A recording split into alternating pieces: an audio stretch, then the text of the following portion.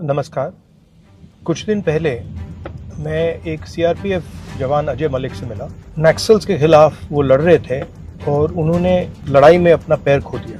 मैं उनसे मिला, परिवार से मिला, बहुत कॉन्फिडेंट थे, होप नहीं हारे थे, लड़ना चाह रहे थे। मतलब एक पैर नहीं था तब भी वो जाकर देश के लिए लड़ना चाह रहे थे। और उन्होंने एक शिकायत की। उन्होंने कहा कि देखिए, मैं जान देने को तैयार हूँ, मगर मेरा जो संगठन है, मेरा जो ऑर्गेनाइजेशन है, वो मुझे 15 साल से उसने मुझे प्रमोशन दी। इस देश में अजय मलिक अकेला नहीं है, लाखों अजय मलिक हैं। वो अपनी पूरी जिंदगी देश को देते हैं। वो सेंट्रल पैरामिलिट्री फोर्सेस के लिए काम करते हैं, शहीद होते हैं, डिसेबल होते हैं, मगर उनके जो संगठन है, उनकी लीडरशिप अजय मलिक जैसे लोगों को कभी नहीं मिल सकती। You'll be surprised to know that no paramilitary force in India has been led by an officer who has risen up the ranks of the paramilitary forces.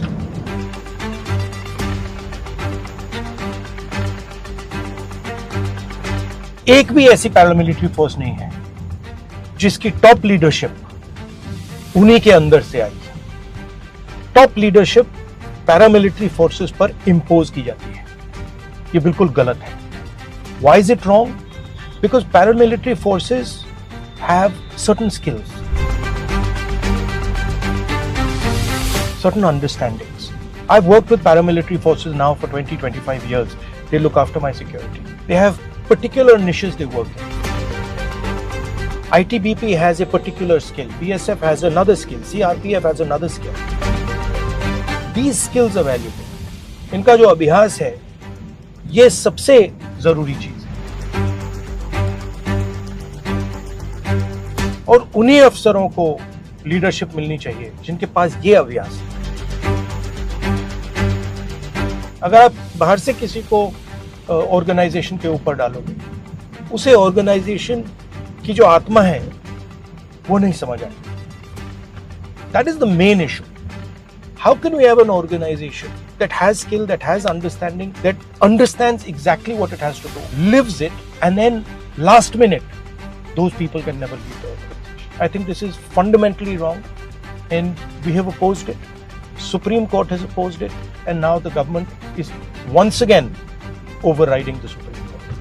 ये CAPFs के लिए ये सबसे बड़ा मुद्दा है। I don't understand how you can have an organization, how you can protect an organization's morale that cannot put its own person in position of leadership in that organization. I think it's ridiculous. These people, these boys are being asked to fight terrorism. They're being asked to fight the Naxals. They're being asked to die. They're being injured. And then we're telling them that we refuse to allow you to run your organization. It's ridiculous. And this is why I'm very strongly saying that what the government has done is unfair. I don't understand why they're doing it.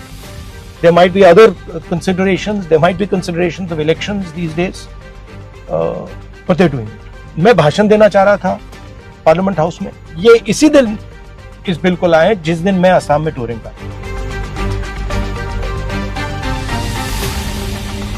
मैंने कल message भेजा सरकार को कि मैं इस पे बोलना चाहता हूं, इसको थोड़ा आप आगे पीछे कर दीजिए।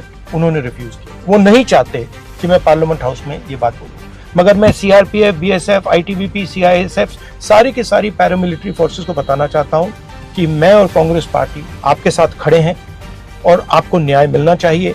हमारी सरकार आएगी तो हम आपको न्याय देंगे 100%। We are extremely proud of you. We love you. We love your families. You protect the nation. Thank you very much. We are going to protect you.